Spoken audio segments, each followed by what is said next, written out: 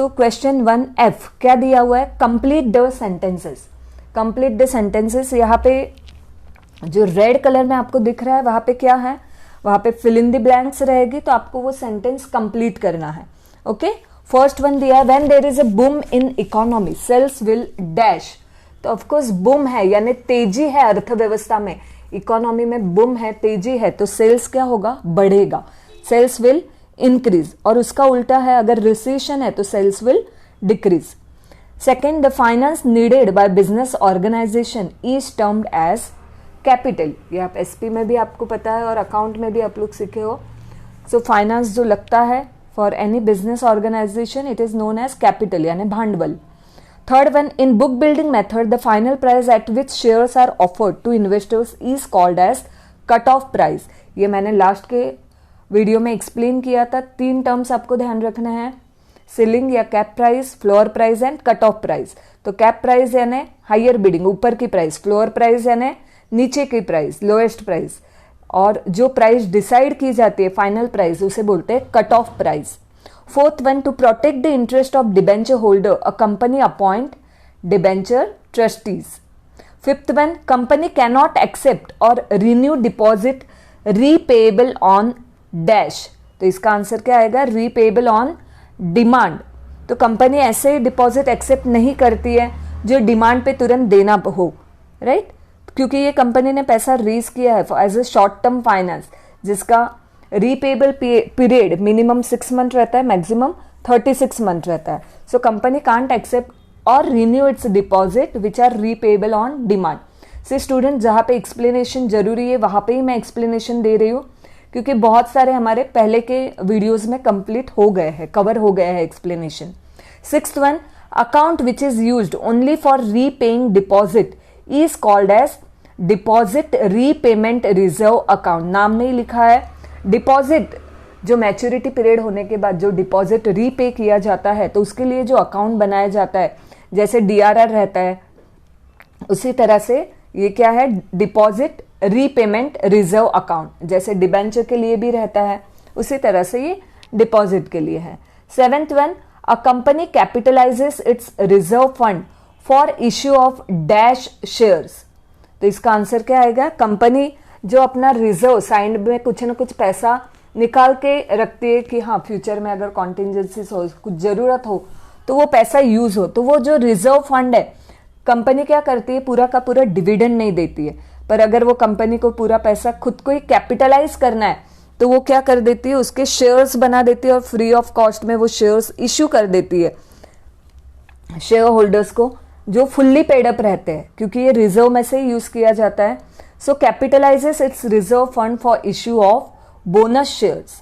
8.1, the process which convert digital securities in physical form is known as is dash. तो क्या आएगा उसका answer, remat या rematerialisation.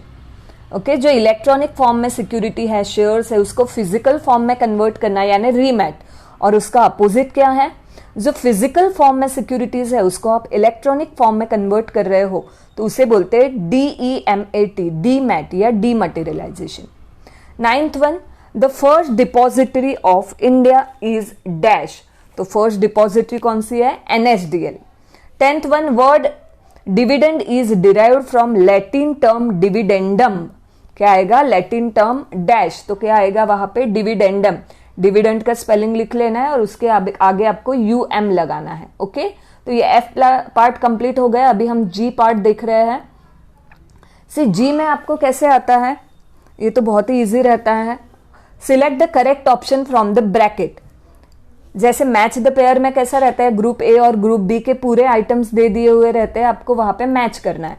यहाँ पे ग्रुप A और ग्रुप B दिया है और कहाँ पे फिल इन द ब्लैंक्स रहती है, यानी वहां पे कुछ भी दिया नहीं है। यहाँ पे मैंने जो रेड कलर में दिया हुआ है वहां पे आपको ब्लैंक है, तो वहां पे आपको आंसर लिखना है, जो मैंने यहाँ पे लिख के ही रखे हुए हैं। आपको टेबल के नीचे ब्रैकेट में आपको ऑप्शंस दिए रहेंगे, उसमें से आपको सिलेक्ट करना है। तो ए क्या दिया है, रिटेन्ड अर्निंग।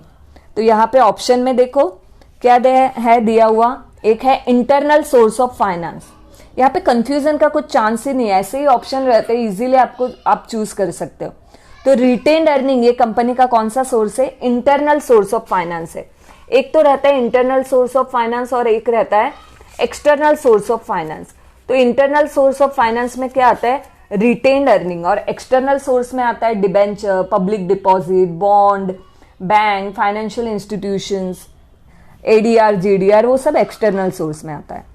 सेकेंड वन देखो, आपको ग्रुप बी में सेकेंड दिया हुआ है रिटर्न कम्युनिकेशन, और ग्रुप ए में बी वहां पे क्या है? ब्लैंक स्पेस दी है। तो रिटर्न कम्युनिकेशन ये क्या आएगा?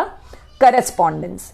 बहुत ही ईजी है। सी क्या है? 36 मंथ, तो उसका आंसर क्या आएगा? Maximum tenure of deposit. C जो डिपॉजिट कंपनी एक्सेप्ट करती है उसका मिनिमम पीरियड रहता है 6 मंथ एंड मैक्सिमम रहता है 36 month. Fourth one, charge on asset. तो असेट के ऊपर चार्ज कब लगाते हैं? जब कंपनी कौन से डिबेंचर देती है? Secured debentures. E, cash sale, तो उसका आंसर क्या आएगा? Less working capital. अगर कैश सेल है तो इमीडिएट पैसा मिल जाता है सेल करके, तो वर्किंग कैपिटल की जरूरत क्या होती है? कम होती है। अगर क्रेडिट सेल रहता है तो there is a need of more working capital. Next और एक दिया हुआ है आपको यहाँ पे, ग्रुप ए में है return on shares. Return, RETURN, आपको करेक्ट ऑप्शन सिलेक्ट करना है फ्रॉम द ब्रैकेट। तो ब्रैकेट में है डिविडेंड, मैंने डायरेक्ट आंसर लिख के रखा हुआ है to save the time. Shares के ऊपर जो रिटर्न दिया जाता है वो क्या रहता है? डिविडेंड। बाकी डिबेंचर है, बॉन्ड है, उसके ऊपर जो रिटर्न दिया जाता है उसे बोलते हैं interest. Next, capitalisation of reserve fund. C ये वापस रिपीट हुआ है। रिजर्व फंड जो कैपिटलाइज होता है उसे क्या बोलते हैं? Bonus shares. उसको कैपिटलाइज करके कंपनी क्या इश्यू करती है? Bonus shares. Next, first depository of world. World की फर्स्ट डिपॉजिटरी पूछी है तो वो क्या है? Germany. Okay, first depository of world is Germany. D क्या दिया हुआ है आपको? बी ब्रैकेट, बी के कॉलम में फोर्थ वन दिया हुआ है, क्या है? Payment of dividend electronically. Payment of dividend electronically, तो इसका आंसर क्या आएगा? ECS। ECS यानी क्या? Electronic clearing services. से student, modes of payment of dividend है, जैसे डिविडेंड वारंट है, डिविडेंड मैंडेट है, इलेक्ट्रॉनिक मोड है, तो इलेक्ट्रॉनिक मोड में क्या आएगा? ECS, electronic clearing services. Next है buying and selling of existing securities. Okay, अगर new security buying and buy होती है, बाइंग सेलिंग होता है तो वो प्राइमरी मार्केट में, और existing securities buying and selling होती है वो क्या है? सेकेंडरी मार्केट में। ओके स्टूडेंट, तो यहाँ पे हमने कंप्लीट कर लिए ये दोनों part, F and G part. अभी नेक्स्ट वीडियो में हम ऑब्जेक्टिव्स और कवर कर लेंगे और बाद में हम डिटेल जो क्वेश्चन है, बड़े क्वेश्चन है वो देखेंगे। Okay, thank you students.